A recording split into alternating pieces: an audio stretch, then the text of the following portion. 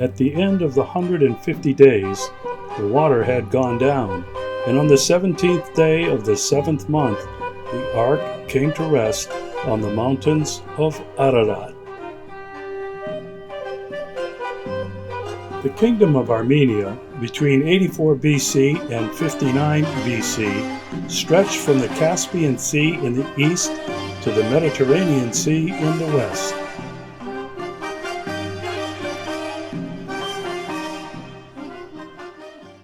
On Saturday, July 9th, Tanya Buhadina and I began an 18-hour train trip from Simferopol to Sochi, the home of the 2014 Winter Olympics. For the final few hours, the train weaved its way with the Black Sea on one side and towering mountains on the other. There were miles and miles of Black Sea beaches crowded with Russian vacationers.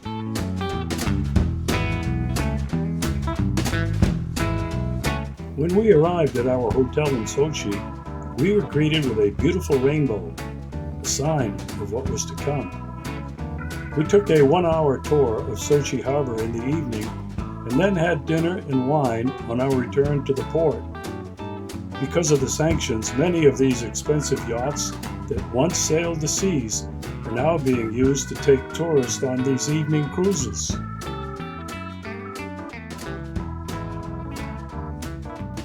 On Tuesday, July 12th, we bought tickets and took the train on a 75-kilometer, 46-mile, 1-hour ride to Rosa Couture, the site of the Olympic Village, where we took an amazing ride to the top of the mountain where many events took place. We boarded a total of 3 gondolas to reach the 2,320-meter, 7,000-foot summit that provided incredible views of the forested slopes and another beautiful rainbow. The temperatures on an overcast and drizzly day at the bottom was plus 25 C, 77 degrees Fahrenheit, and at the top a chilly and rainy plus 12 C, 53 degrees Fahrenheit. Since the line to descend was an hour long, we decided to get something to eat in the restaurant and to warm up a bit since neither of us had taken sweaters or jackets on this trip.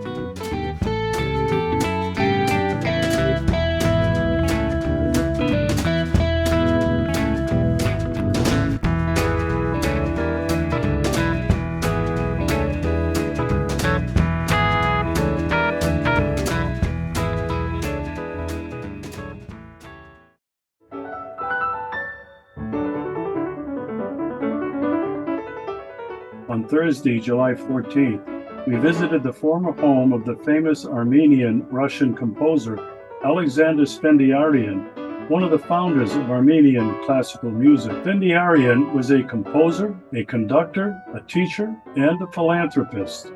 The early part of his life was spent in Yalta, and his house is still one of the most beautiful historic buildings on the Yalta Promenade. He was a close friend of Russian authors such as Leo Tolstoy, Anton Chekhov, and the opera singer Fedor Shalapin.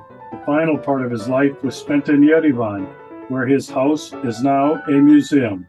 The Yerevan Opera Theater is named after him, and he is buried next to it. Later that day, we met with our Armenian Friends of Crimea host, Mr. Haik Babukadian, and 8 of his friends who wanted to know all about me. Later that evening, we attended the Italian opera Poliuto by Gaetano Donizetti in the magnificent Soviet-era opera and ballet house named after Alexander Spendiarian. The opera was a reenactment of the early days of Christianity in Armenia, when many of the believers were martyred by the Romans. The opera was dedicated to Saint Polyeuctus, a wealthy Roman army officer who was the first martyr in Armenia in 259 AD.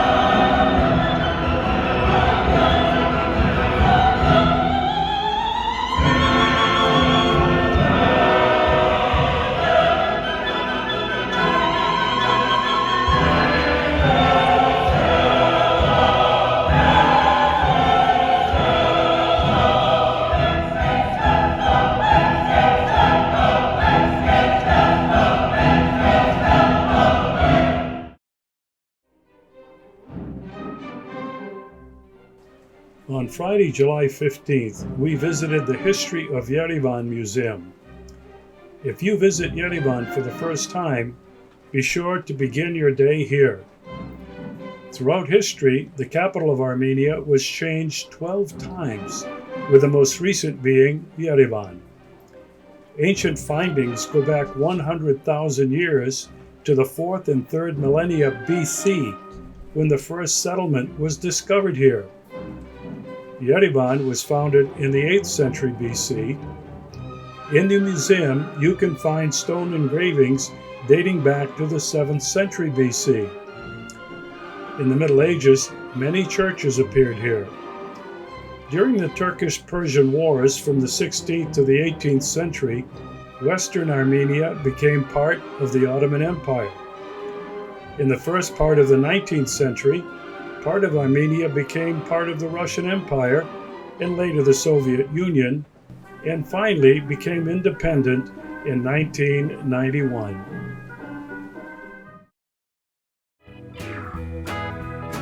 At 5:30, we toured the famous Noi brandy wine vodka factory.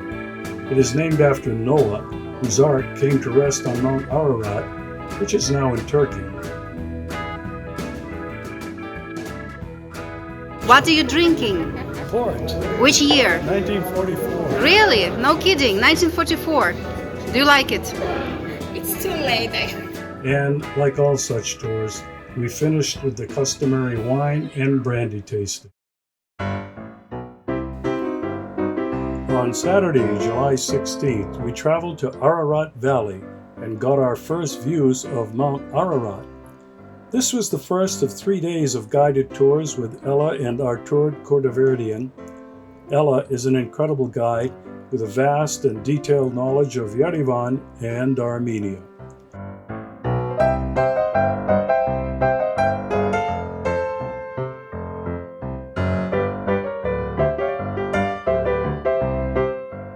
Our first stop was to Kordivad, a 7th century AD Armenian monastery with magnificent views of Mount Ararat and the valley below. According to beliefs, Saint Gregorius was kept in this location in a dungeon for 13 years until Christianity became the official state religion of Armenia in 301 AD. These early Armenian Christian churches were all built with large blocks of dark gray stone. These massive structures are all architectural wonders and built atop mountains in very remote areas.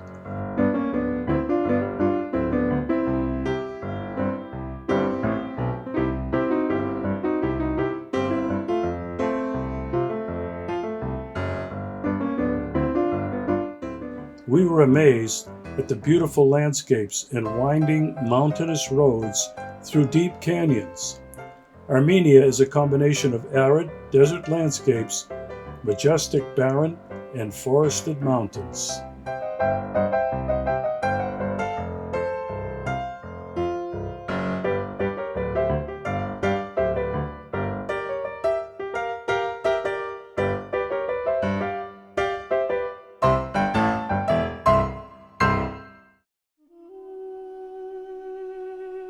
Our next stop was the Novarank Monastery.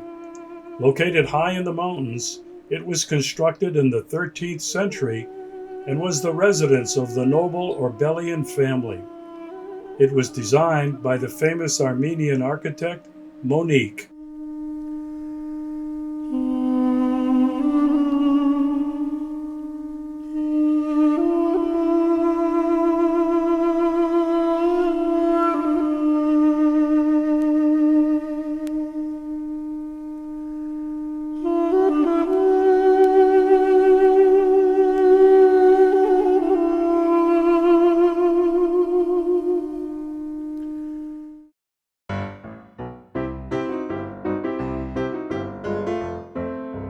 And then a stop for a typical Armenian lunch. Armenian food is on the one hand simple and on the other healthy and traditional. And then a visit to a shop selling many varieties of Armenian wines and of course wine tasting. They boast of having a 6,100-year-old grape variety, the oldest in the world. Wine caraces, wine amphoras, and prove that more than 6,100 years ago, Armenians cultivated here the grape variety Areni, which is the oldest grape variety all over the world, which has more than 6,100-year-old history. The oldest grape variety in the world? Yes. We tasted 9 white and 9 red varieties, as well as some pomegranate wine, all exquisite and to our liking, and of course, we purchased a couple of bottles. The following day, July 17th, we traveled to Lake Sevan, the largest body of water in Armenia, at an altitude of 1,900 meters, 6,235 feet above sea level. Our next stop was Sevan Monastery, nestled in the lush green mountainside.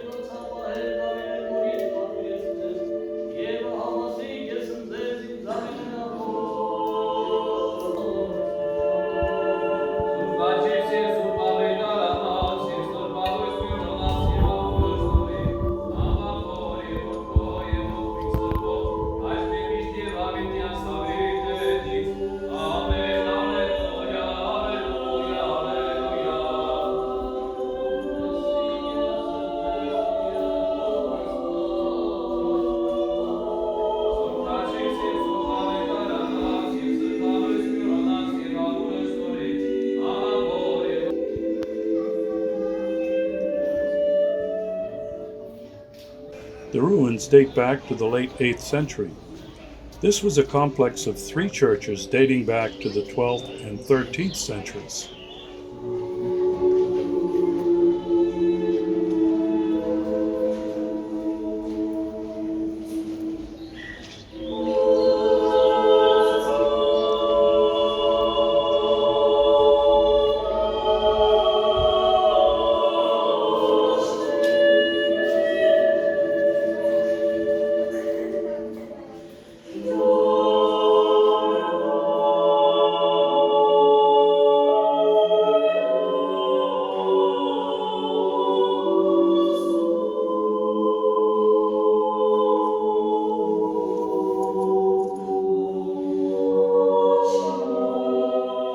One can find hachkars, Armenian crosses, carved in stone.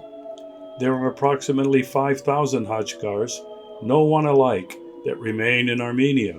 In 2010, UNESCO enlisted hachkars in the list of Cultural World Heritage.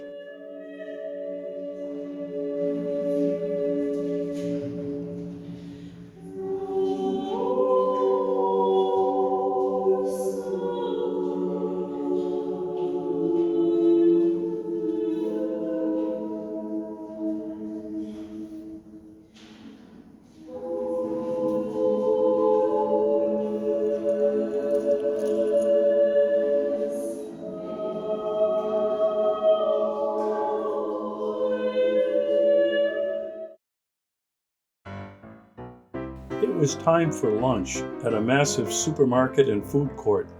10 years ago, it was just a roadside stand. The place was crowded.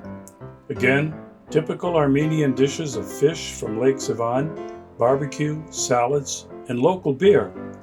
We had a traditional dinner with lavash, fresh vegetables, sour cream, and grilled trout and shish kebab.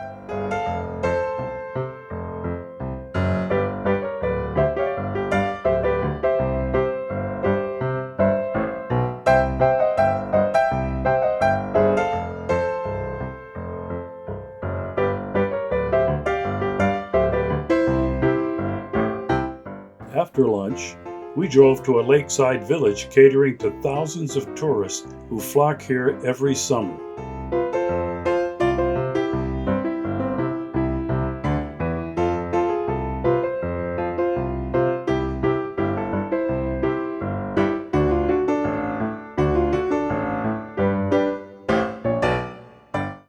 On Monday, July 18th, at the entrance to Echmiadzin, we visited a magnificent church built in the 7th century above the burial vault of Saint Ripsim, one of the first Armenian martyrs.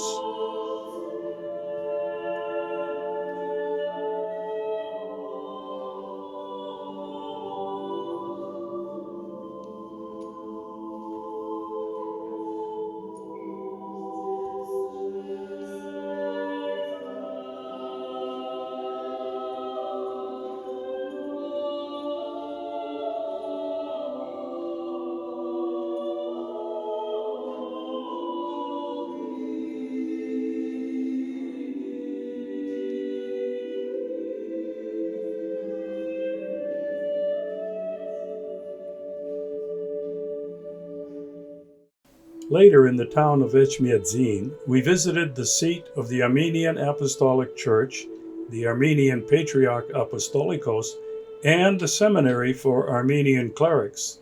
It reminded me of the Vatican and the Pontifical Gregorian University in Rome.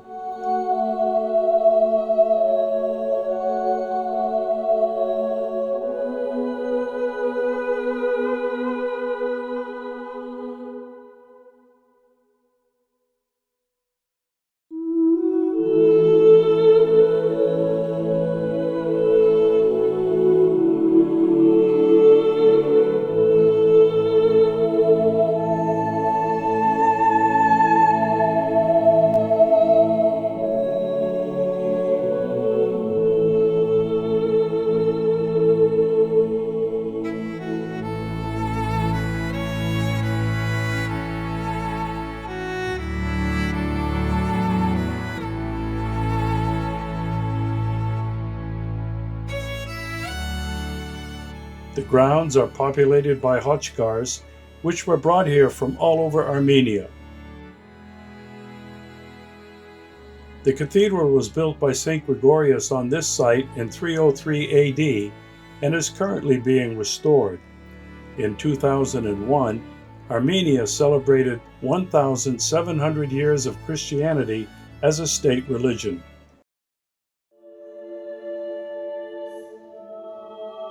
Geghard is a cave monastery from the 13th century where legend has it the spear that pierced Jesus' heart on the cross is kept. There is also a spring with healing characteristics. Many pilgrims visit this site.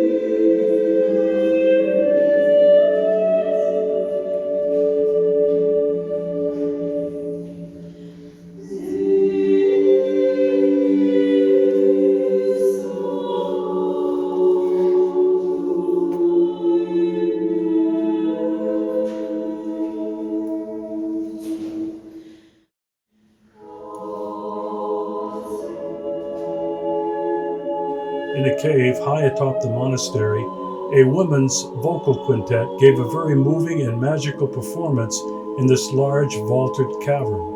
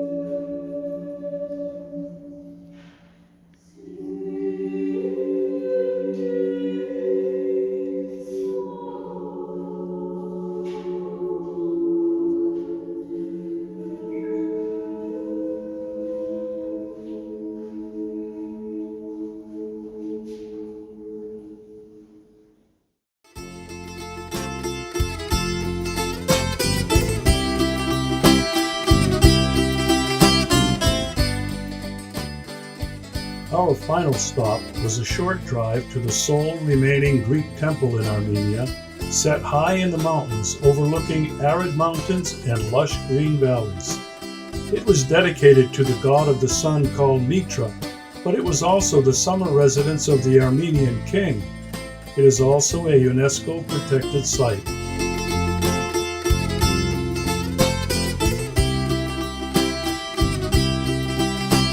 Adjacent to the temple, one can see remains of the ancient Greek baths adorned with mosaics. The temple was ruined by an earthquake in the 17th century and only restored in 1960.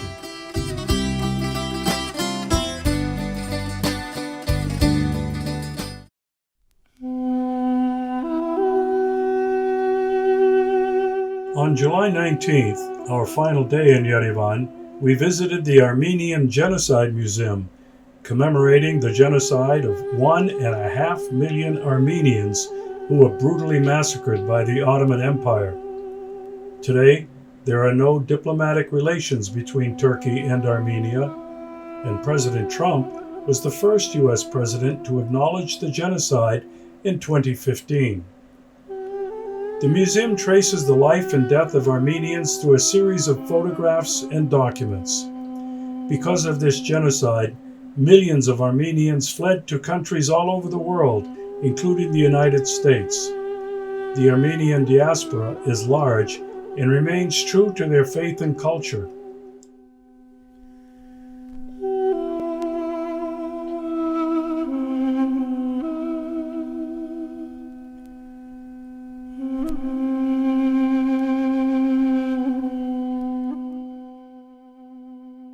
Outside of this massive museum, there are hundreds of trees that were planted in the name of presidents and prime ministers of many countries.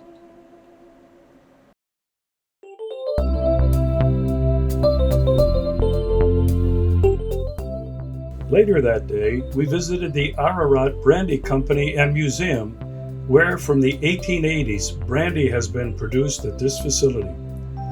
The oldest bottle of brandy is from 1894. The secret to making this brandy is the mix of other alcohols and spirits that provide different aromas and textures. The oak for the barrels comes from northern Armenia and are used for 80 years and then are burned. At the Yalta conference, Churchill ordered his favorite Ararat brandy to be delivered to Yalta. A major feature of the museum is a peace barrel containing the names of 37 world leaders and presidents who signed it. Thousands of people have signed the walls. We tasted 10, 15, and 20-year-old brandies accompanied with tiny bits of chocolate. We finished the day with dinner and wine at a quaint Armenian restaurant with fish and chicken and, of course, wine. Wednesday, July 20th, unable to purchase seats for the train ride home, we decided to take a taxi from Sochi to Anapa, a 13-hour trip along winding mountain roads and seaside villages packed with summer vacationers. Traffic was stop and go, bumper to bumper. Ordinarily, this is a 6-hour trip without traffic.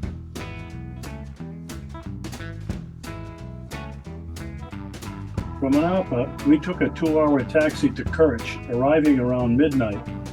We had hoped to take a bus back to Crimea, but nothing was available until 6 a.m., so we decided to take a taxi back to Yalta, a 5-hour and 30-minute trip. We finally arrived back in Yalta around 6 a.m., exhausted from hours without sleep. I returned with a new visa and wonderful memories that will last a lifetime.